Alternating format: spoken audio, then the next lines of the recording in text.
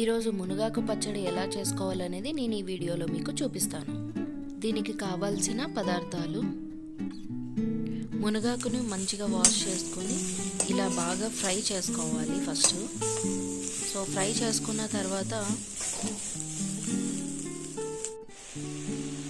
ఇందులో మనము టమాటా, ఆనియన్, కరివేపాకు, ఎండుమిర్చి, చింతపండు బాగా వేయించుకోవాలి.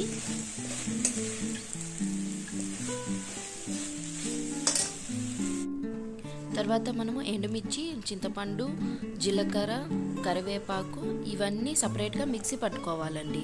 లేదంటే ఎండుమిర్చి అనేది తొందరగా మిక్సీ అవ్వదు, నున్నగా అవ్వదు. తర్వాత ఈ మిశ్రమాన్నంతా టమాటో, ఆనియన్ మిశ్రమాన్నంతా వేసుకొని మళ్ళీ మిక్సీ పట్టుకోవాలి మనము.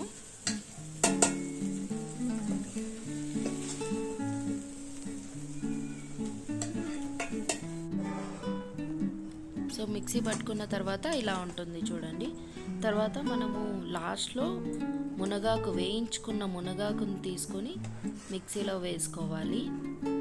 మంచిగా ఫైన్ పేస్ట్ లాగా వేసుకోవాలి.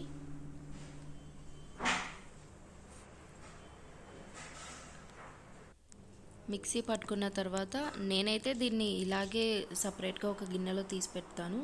తర్వాత అంటూ ఏం వేయనండి. Thank you for watching.